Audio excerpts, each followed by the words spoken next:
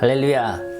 마태복음을 시작한 지 벌써 55번째 시간입니다. 또한 오늘은 추수감사주일의 계절이 됐습니다. 우리가 감사한다는 것, 우리가 살아가면서 하나님의 은혜를 가득히 받고 있지만 받았음에도 불구하고 느끼지 못하고 지나갈 수 있습니다. 감사함의 조건이 충분히 함에도 불구하고 우리가 그냥 가진 것에 약간 그 아쉬움 때문에 감사하기보다 인생 다 그런 거지라고 생각할 수도 있습니다. 오늘 이 추수감사 계절에 여러분이 정말 주님 앞에 감사할 수 있는 것, 내 안에 오셨음에도 내가 몰랐다면 그것은 나의 부족함 때문일 것입니다. 오신 주님이 더 일하실 수 있도록 이 시간도 주님께 감사하는 추수감사절이 되었으면 좋겠습니다. 우리가 주의 은혜 속에서만 살아갈 수는 없습니다. 또한 은혜를 느낀다 할지라도 나는 나의 일을 해야만 합니다. 왜냐하면 우리는 육신을 가지고 있기 때문이죠. 오늘도 말씀 속에서 우리가 주님이 우리에게 무슨 말씀을 주시는지, 우리는 어떻게 살아야 되는지, 우리에게 주시는 무엇을 요구하시고 우리는 그것을 통해서 어떤 아름다움의 삶의 모습을 찾아갈 수 있는지 오늘 마태복음의 말씀을 통해서 다시 한번 새기는 시간이 됐으면 좋겠습니다. 오늘은 마태복음 17장 1절에서 8절까지 함께 봉독해 보겠습니다. 엿새 후에 예수께서 베드로와 야고보와 그 형제 요한을 데리고 따로 높은 산에 올라가셨더니 그들 앞에서 변형되사 그 얼굴이 해같이 빛나며 옷이 빛과 같이 휘어졌더라. 그때 모세와 엘리야가 예수와 더불어 말하는 것을 그들에게 보이거늘 베드로가 예수께 여짜워 이르되 주여 우리가 여기 있는 것이 좋사오니 만일 주께서 원하시면 내가 여기서 초막셋을 짓되 하나는 주님을 위하여 하나는 모세를 위하여 하나는 엘리야를 위하여 하리이다. 말할 때에 호련히 빛난 구름이 그들을 덮으며 구름 속에서 소리가 나서 이르시되 이는 내 사랑하는 아들이요 내 기뻐하는 자니 너희는 그의 말을 들으라 하시는지라. 제자들이 듣고 엎드려 심히 두려워하니 예수께서 나와 그들에게 손을 대시며 이르시되 일어나라 두려워하지 말라 하시니 제자들이 눈을 들고 보매 오직 예수 외에는 아무것도 보이지 아니하더라. 아멘. 지금 우리의 시간이 흘러가고 있죠. 예수님도 제자들과 함께 시간이 차곡차곡 흘러가는 시간을 가지고 있습니다. 자, 예수님과 제자들은 아직 부족한 면이 많이 있습니다. 예수님은 지금 여기 17장인데 17장 이전과 이후가 조금 다른 면이 있습니다. 새로운 전환의 기간을 맞고 있습니다. 17장 이전에는요, 그 시절을 보면은 좋습니다. 그리고 은혜 가운데 있죠. 근데 이 17장 이후에 보면은 이제 고난으로 들어가는 시작이 됩니다. 나중에는 이제 예루살렘으로 올라가시게 되죠. 자, 그래서 여기서 지금 제자들에게 많은 것을 가르쳐 주게 됩니다. 그런데 오늘은 지금 이 변화산이라고 얘기를 하죠. 이 변화산에 올라오셨는데 여기 지금 그 빌립보 가이사랴 지방입니다. 지금 이스라엘 북부 지방이죠. 여기 지금 그러면서 높은 산으로 올라왔다 이렇게 얘기를 하고 있기 때문에 일반적으로 해석하기를 헐몬산이다. 자, 이스라엘의 그 단에서 브엘세바까지 길이가 1260 스타디온입니다. 자, 헐몬산 그러면요 가장 북쪽에 위치한 높은 산입니다. 그 설몬산의 이슬이 그 생명수 샘물이 그 밑으로 흘러 들어가서 저기 옛날에 아브라함이 거주고 살았던 브엘세바 거기까지 흘러간다는 거예요. 그래서 가는 중에 다윗의 샘도 있죠. 또 기은 샘도 있죠. 저 밑에까지 흘러가는 그런 샘을 이야기하기도 합니다. 자, 어쨌든 간에 지금 가장 높은 산에 올라왔는데 누구 왔습니까? 베드로와 요한과 야고보를 데리고 왔어요. 세 제자만 데리고 지금 산에 올라와서 예수님이 변형된 모습을 보여주십니다. 내가 만약에 예수님처럼 변한다. 내가 살아있는 과정 속에서 아니면 살아가고 있는 삶 속에서 아니면 어떤 선교지에 있든지 아니면 어느 사역지에 있든지 내가 일하는 곳이든지 그곳에서 변하는 나의 모습을 다른 사람들에게 보여줄 수 있을까? 예. 내면적인 변함은 보여줄 수 있을지 몰라도 내가 겉으로 변한 간에 내가 송중기처럼 된다든지 장동건처럼 된다든지 그런 모습은 되지 않을 거예요. 제 모습이 그들보다 낫다고요? 감사합니다. 그렇게 봐주시니. 자, 어쨌든 간에 겉모습은 우리는 변할 수 없습니다. 내면적인 누군 닮았다고 얘기할 수는 몰라도. 그런데 오늘 예수님은요, 실제로 가장 아름다운 모습으로 제자들에게 보여주십니다. 자, 이 지금 17장 여기 보면은 가장 아름다운 시간, 빛나는 시간, 예수님의 변형된 모습을 통해서 지금 이 제자들에게 보여지고 있는데, 자, 이 이후에는 어떠냐? 가장 연약한 모습으로 이제 비춰지기 시작해요. 정말 그냥 무너지는 십자가 앞에서 힘없는 연약한 인간의 모습으로 지금 보여질 그런 기회가 이 다음부터 나옵니다. 자, 그렇다면은 그것이 어떻게 보면 인간의 모습인데 예수님이 이전에 물어봅니다. 16장에 물어보죠. 너희는 나를 누구라 하느냐.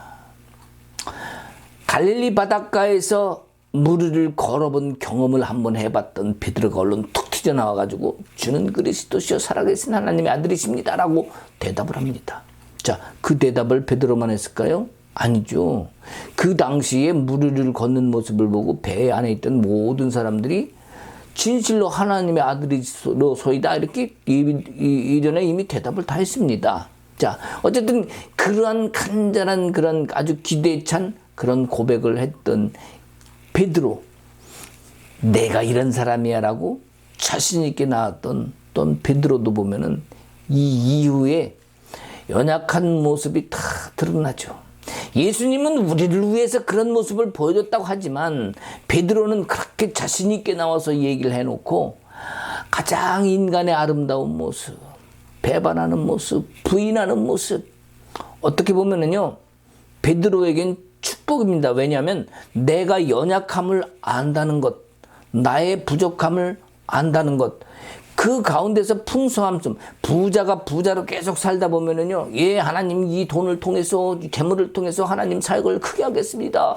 하나님께 영광을 모두 돌리겠습니다. 막 이렇게 할 수도 있지만, 어느 정도 돈 벌면은요, 그게 사그러들어요.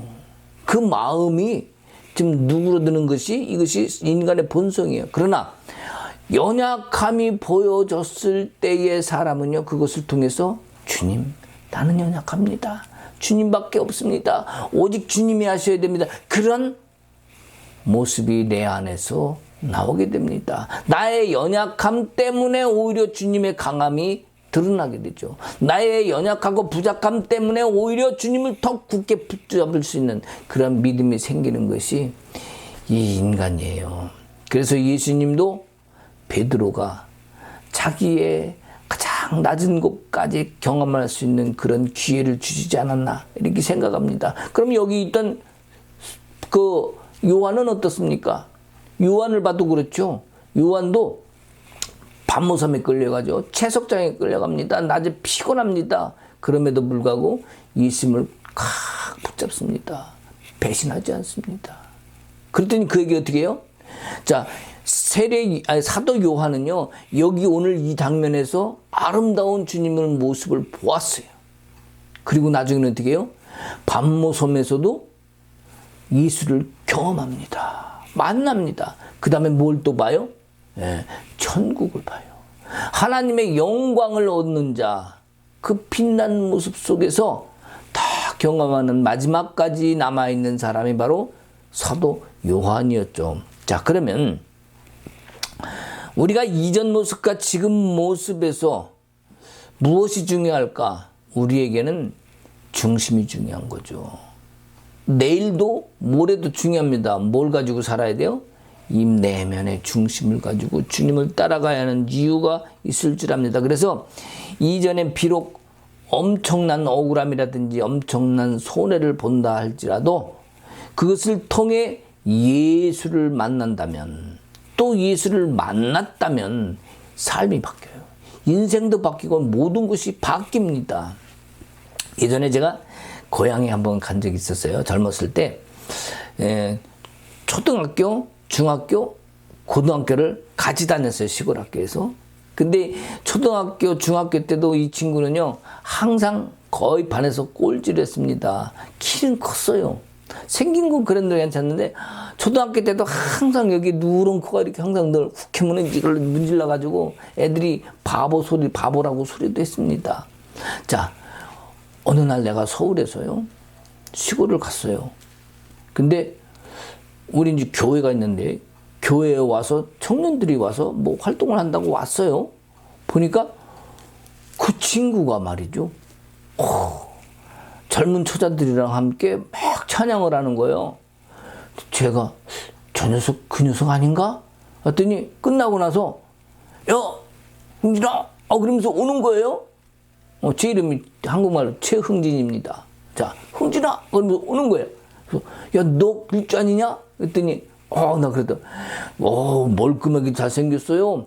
옛날에 코 찔찔이던 찔찔이가 아니에요. 학교 다녀서 맨날 고등학교까지 꼴찌에서 빙빙 돌았는데, 그의 모습은 비록 좀 부족한 것 같았는데, 예수 안에서 그 함께 청년들과 활동하는 그의 모습은요, 예전의 모습이 전혀 아니더라고.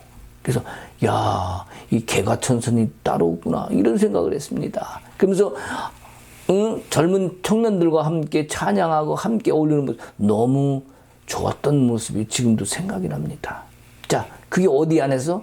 예수 안에서 예수와 함께 있으니까 이 안이 변하니까요, 예전에 그 모습은 약간 남아있을지 몰라도 전혀 다른 모습으로 내게 보여주는 거죠. 야, 고향 오면 항상 연락해 그러면서 막 전화번호도 적어주고 그러더라고. 예수로 변화된 모습 속에서 우리는 새로운 전환점, 새로운 변화, 새로운 시작을 다시 보게 되는 것이 예수와 함께하는 그 일에서 나타나는 겁니다. 우리 삶도 그런 삶이 됐으면 좋겠어요. 지금까지 어려웠고 또 억울했고 그런 삶이 아니라 예수를 만남으로 인해서 새롭게 변화되는 그러한 삶, 달라진 삶, 이런 삶 속에서 예수가 증거됐으면 좋겠다는 생각을 합니다. 우리에게는요, 과거가 중요한 게 아닙니다. 오늘이 중요해요. 그리고 내일도 중요합니다. 옛날에 6.25 때에 미국의 한 종군 기자가 쓴 글이 있습니다. 그리고 나왔는데 뭐라고 나냐면 백마고지 전투였는지 고지에서 계속 하여튼 미군하고 같이 싸우는 그런 전투 장면이 있었나 봐요.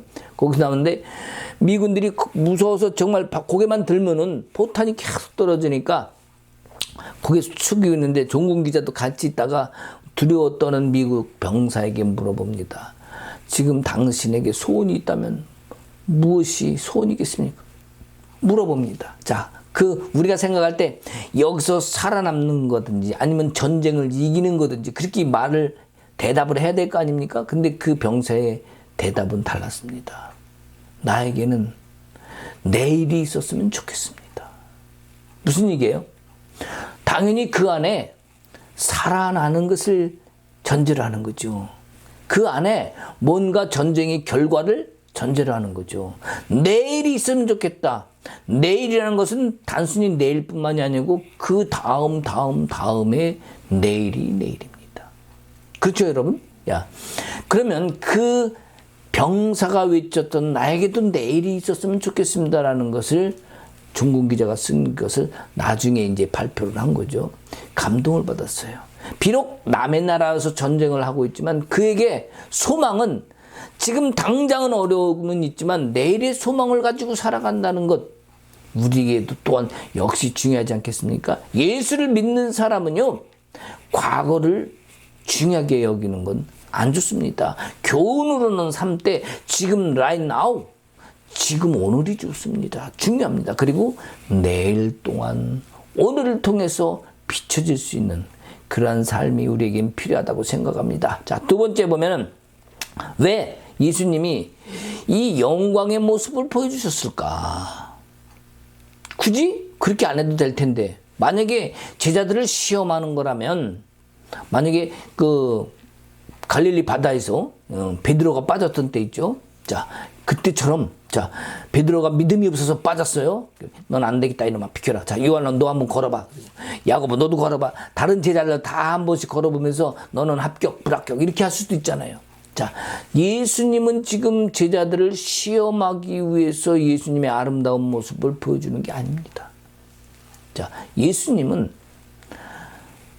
가장 중요한 것, 이 세상에 계시면서 예수님이 이렇게 변할 수 있다는 모습을 보여주시는 것은 정말 너희들도 이와 같은 아름다운 모습을 보게 하고 경험하게 하기 위해서 그랬다고 생각을 해요. 자, 예수님이 변하셨습니다. 근데 거기 누가 있습니까? 자, 모세, 그러면 뭡니까, 여러분? 모세 그러면 뭐가 생각나죠? 율법. 율법을 받은 사람이 모세 아닙니까? 이스라엘 백성들과 함께, 그죠? 자, 그러면 엘리야는 뭡니까? 엘리야는요, 선지자 중에 대표예요. 엘리야가 모세가 예수님과 함께 서 있습니다. 즉 뭡니까? 구약의 모든 것을 보여주시는 거예요. 예수님은 뭘까요? 예수님은 신약이죠.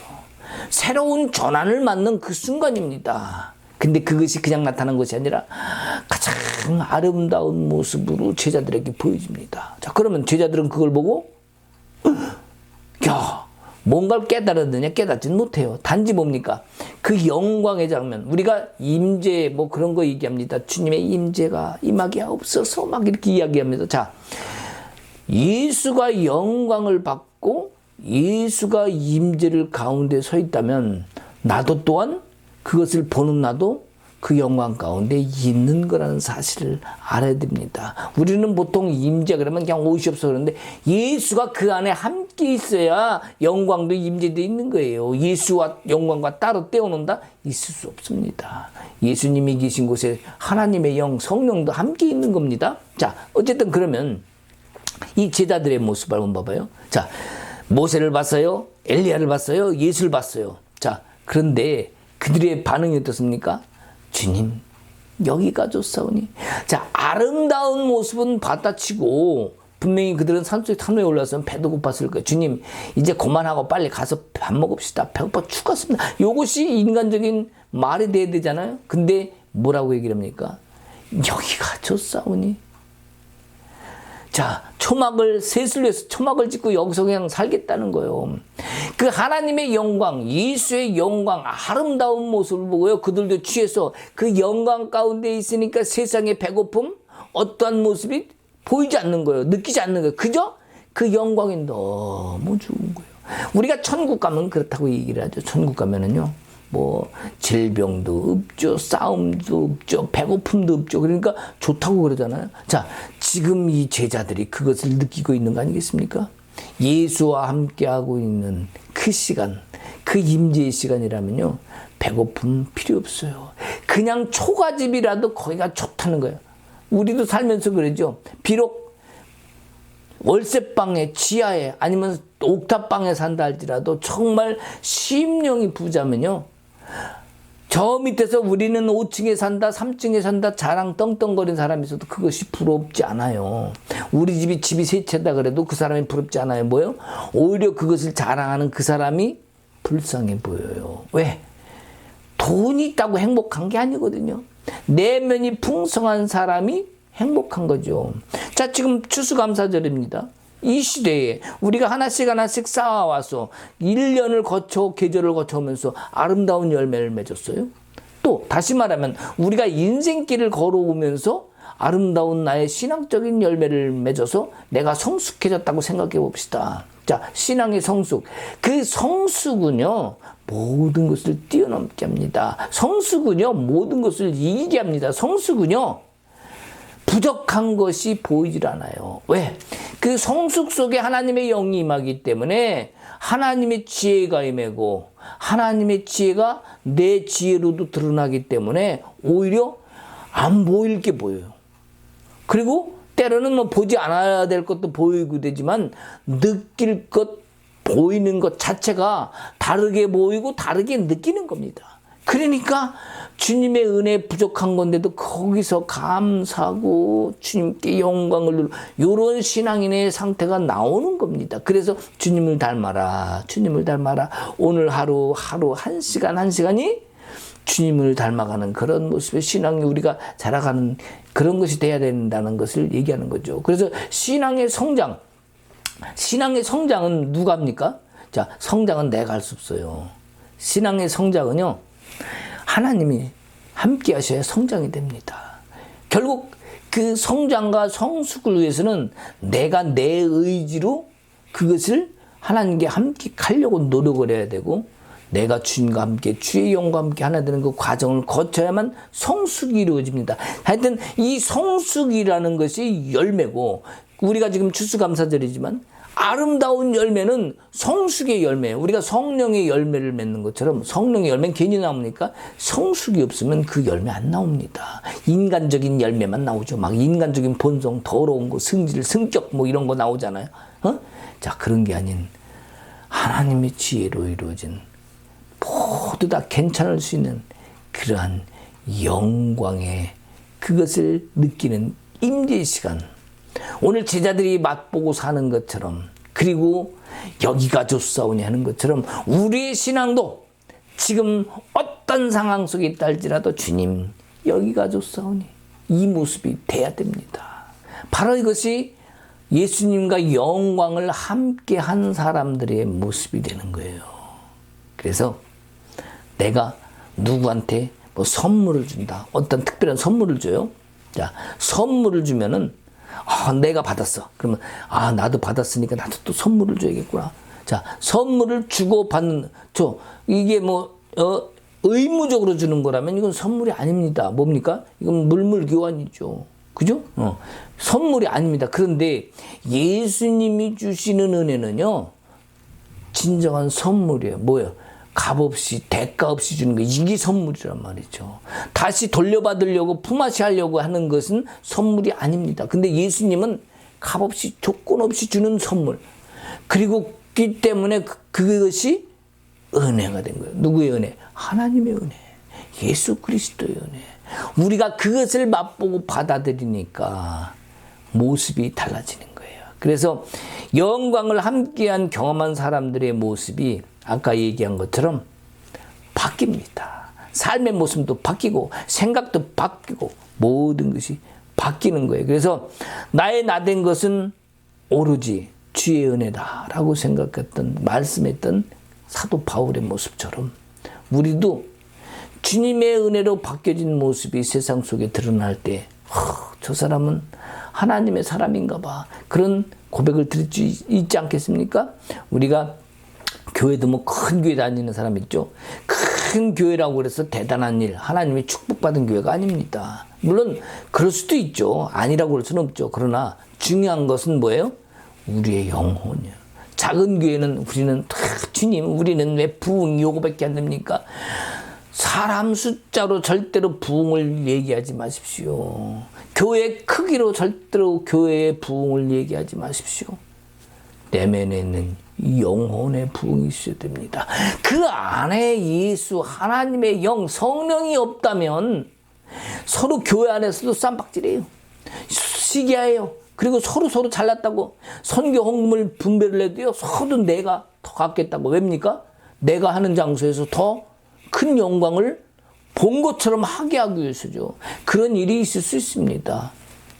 더 쓰십시오.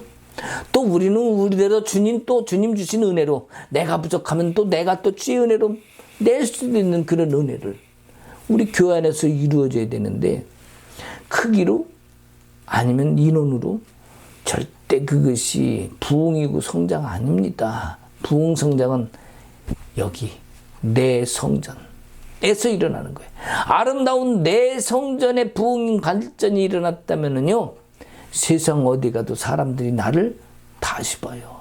그리고 어이구 이쁘다. 어떤 사람은 저를 보면서 그럽니다. 목사님 설교하실 때 모습은 너무 아름다우세요. 너무 목소리 나보고 멋있다는 사람이 있어요. 제 목소리 멋있습니까? 저는 하나도 멋있다고 생각은 별로 안 드는데 나보고 너무 멋있다는 거예요. 자기 목소리 자기 마음에 드는 사람 세상에 거의 없답니다. 예. 그러나 멋있다고 봐주는 그 모습, 목사님 얼굴이 환합니다. 예? 얼마나 감사해요. 그렇게 봐주는 분이 계시다는 게 그것도 감사죠. 이 감사의 계절에 그냥 감사할 것만 차고 넘쳐났으면 좋겠어요. 자, 그러면 우리 주님은 우리에게 필요한 것을 이제 다 주시고 싶어 하시는데 제자들에게도 지금 필요한 것이 무엇일까? 이 제자들에게 필요한 것은 지금 영광은 아니었을 거예요. 왜? 이 이후의 모습은 또 나오거든요. 자, 그들이 바라는 것은 나중에 보면 또 뭐 주님 저기 천국에서 무엇이 큽니까? 뭐 이런 거 물어보고 그러잖아요. 그러니까 이 제자들의 모습은 아직 부족해요. 그랬기 때문에 나중을 생각해서 예수님은 이들을 훈련시키고 있는 것 같아요. 예수님의 모습이 이전과 또 이후의 모습, 연약한 모습이라 그랬죠.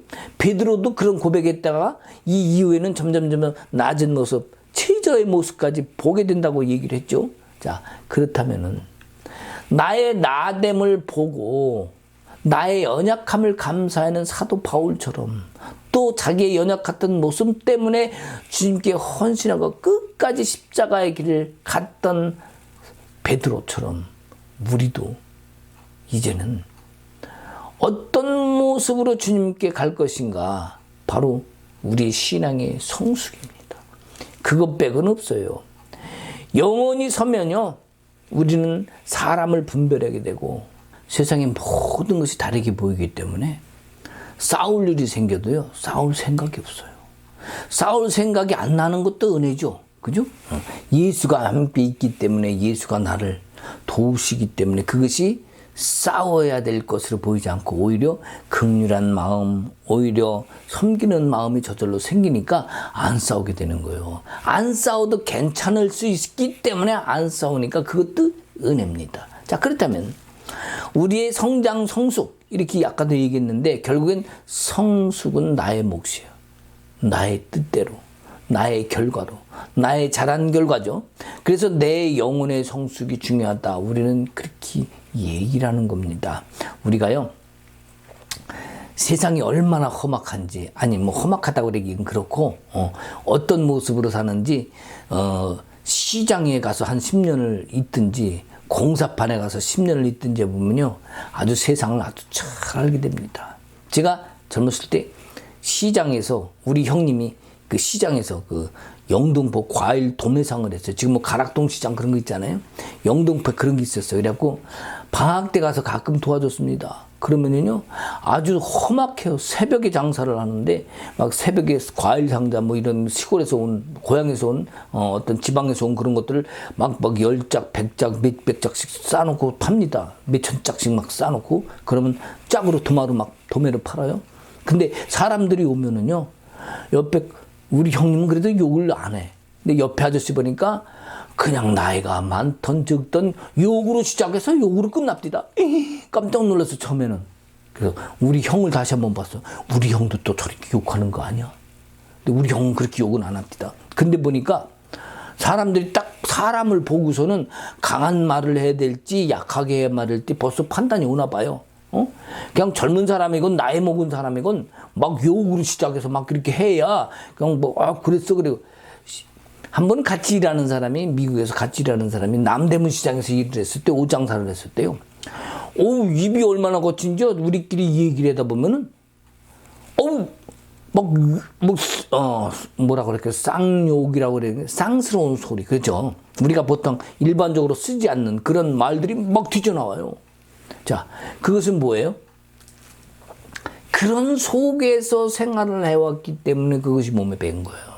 자, 우리 예수님은 지금 제자들에게 이 영광의 모습, 아름다운 모습, 최고로 이뻐질 수 있는 삶의 모습 속에서 하늘의 모습까지를 지금 아름다워질 수 있는 모든 것을 다 보여주고 있는 거예요. 그러니까 예수님이 그 모습이라는 것은 너도 이렇게 될 수 있어라는 것을 보여주는 건데, 그 장면이 바로 뭐라 그랬어요? 아까 제자들도 그 영광 속에 들어가니까 모든 것이 다 괜찮아 보일 수 있는, 배고픔도 안 느끼고 그냥 여기서 살겠습니다라는, 나는 주님과 여기서 결혼하고 살랍니다.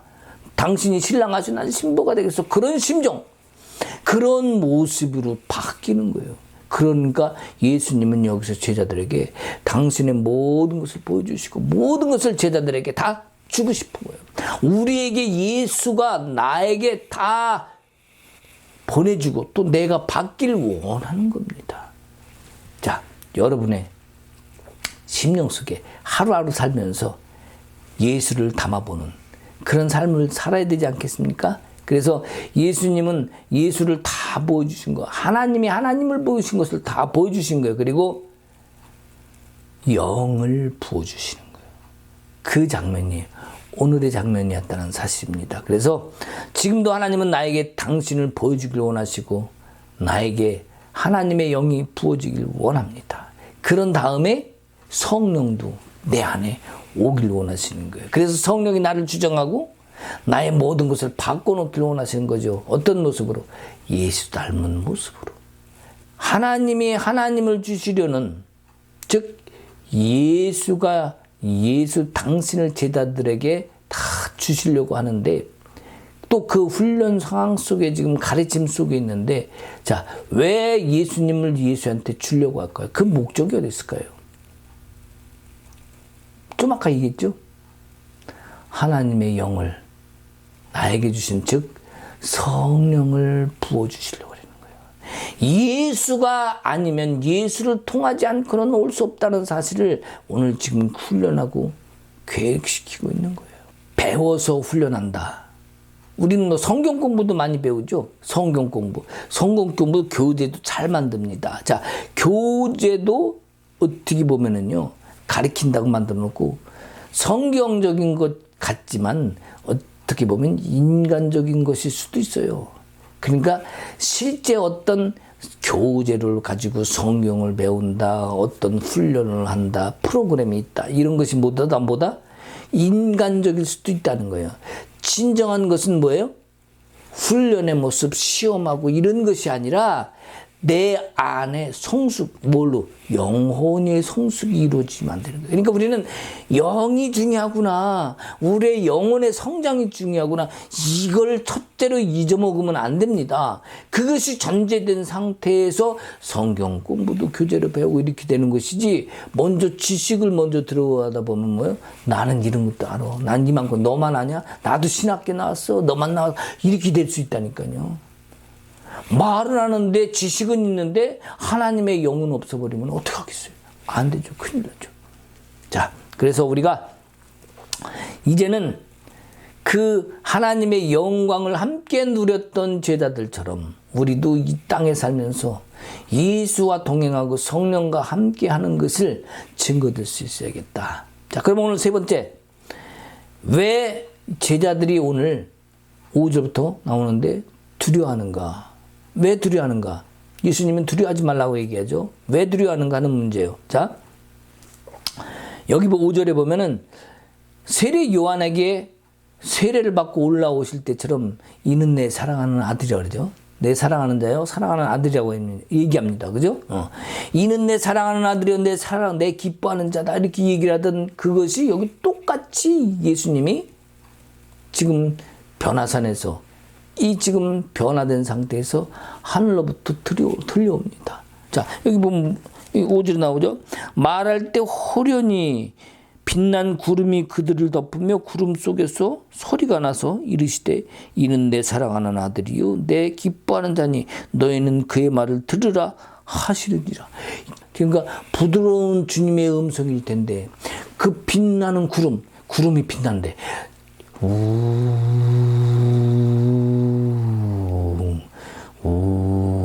막 뭐 이런 소리가 뭐야 무서워. 자, 이런 게 아니에요. 하나님의 음성은 부드럽게 들립니다. 그런데 하나님의 음성이 고개를 들고 기뻐해야 되는데 오히려 들어와서 고개를 숙이고 큰일 났다. 난 죄인입니다. 이런 식으로 말이요. 지금 제자들의 모습은 두려워 떨고 있습니다. 왜일까요? 그들의 영혼이 아직은 주님을 바라볼 만큼 수준이 안 됐다는 증거예요. 그렇지 않습니까? 예수님이 툭툭 것입니다. 야, 괜찮아. 두려워하지 마. 라고 뒷장면에 나오죠. 하나님의 영을 받은 사람은 하나님의 영을 통하여 아까도 뭐라 그랬어요? 보게 하고 알게 한다고 그랬죠. 예수께서 지금 그들에게 하나님의 영을 알게 해주시는데 목적이 있다고 생각해요. 그래야 예수가 죽어도 예수를 증거할 테니까. 그래야 예수님이 죽는다고 해도 그것을 다시는 붙잡지 않을 테니까. 이 다음에 뒤쪽에 나가면 또 죽음에 대해서 또 얘기합니다. 고난받을 것에 대해서 또 말씀을 하세요. 자, 이러한 제자들의 모습, 예수님이 보실 때는 한심할지 모르지만 훈련시켜야 될 목적이 예수님이 있는 거죠. 자, 13절 이후에 뭐라고 어떻게 나오냐면은, 9절부터 인자가 죽은 자 가운데서 살아나기 전에 본 것을 아무에게도 이르지 말라고 얘기하는데, 자, 아니 이 영광스러운 것을 왜 보지 말라고 얘기하지 말라는 거예요. 그죠? 예수님이 진짜 메시아라구나. 예수님이 이 영광을 나도 느꼈으면 다른 사람한테 전하고 알려야 될 거 아닙니까? 근데 얘기하지 말래요.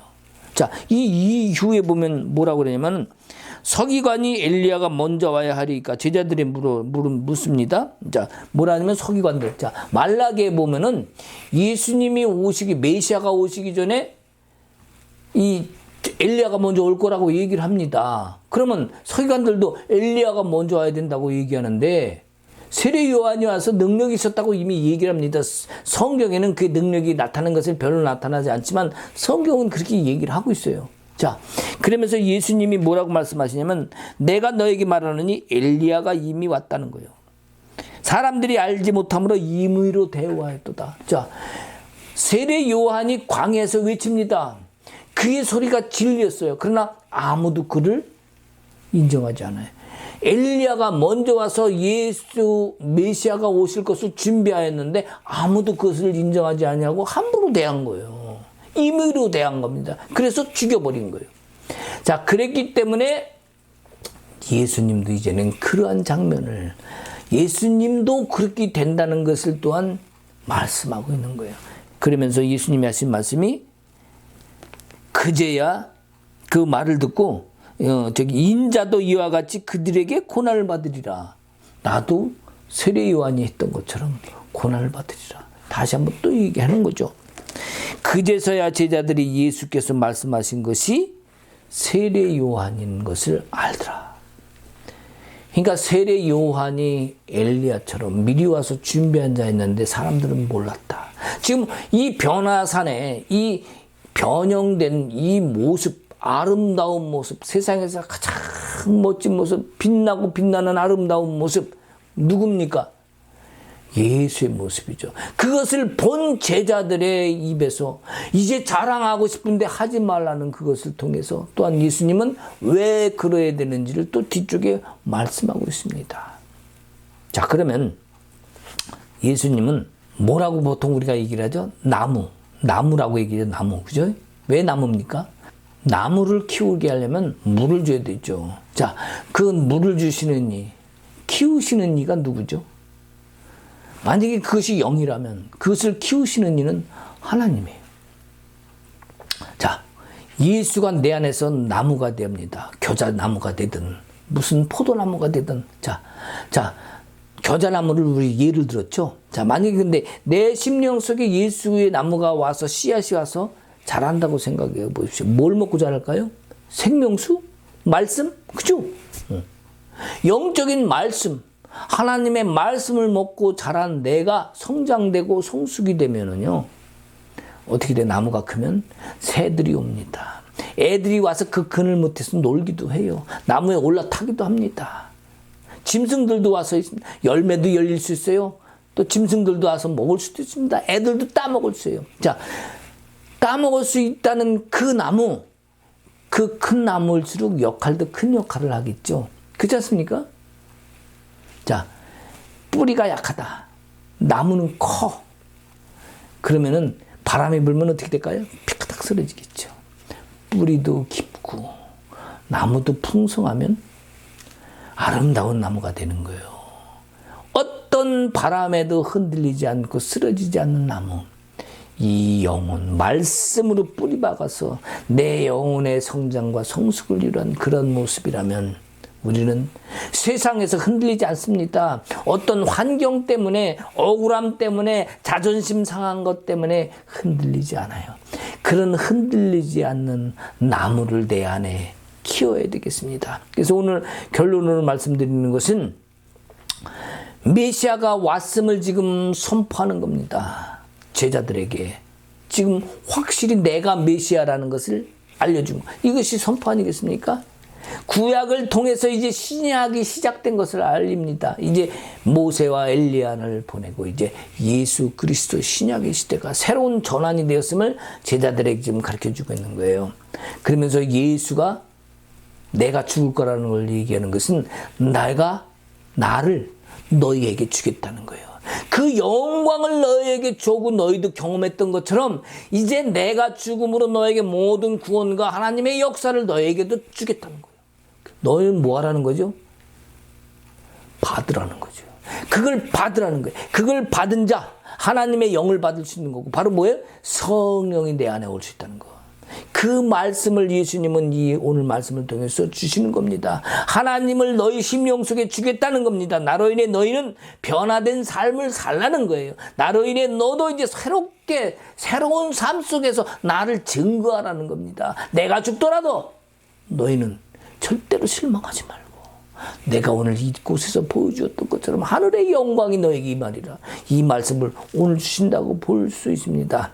우리가 성숙하면요 감당하는 것이 엄청 많아요.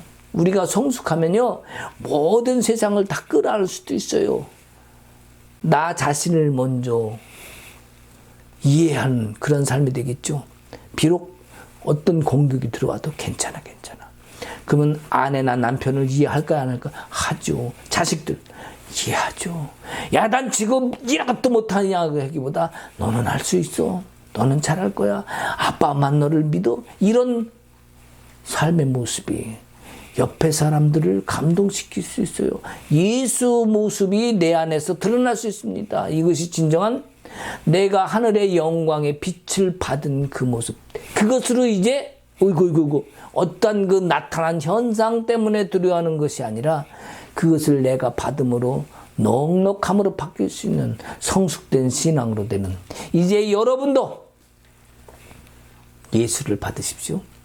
여러분도 그것으로 변화된 삶을 사십시오. 그것이 진정한 성숙된 신앙의 축복된 길이라고 믿습니다. 아멘, 할렐루야. 기도하십시다. 예수님 감사합니다. 오늘도 우리가 예수를 배웁니다.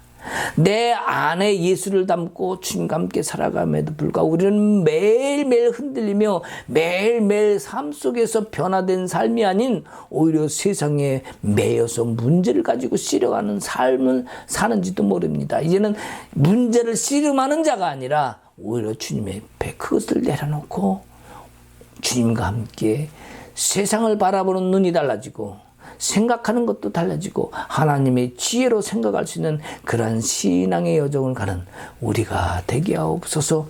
지금 이 순간에도 염려 근심 때문에 고통받는 사람이 있습니다. 주님 앞에 내려놓고 평강의 시간, 자유의 시간, 기쁨의 시간, 오늘 또 이제 추수감사절을 맞이해서 우리의 영혼이 아름다운 성숙으로 풍성한 열매를 맺는 그러한 때가 늘 되게 하옵소서.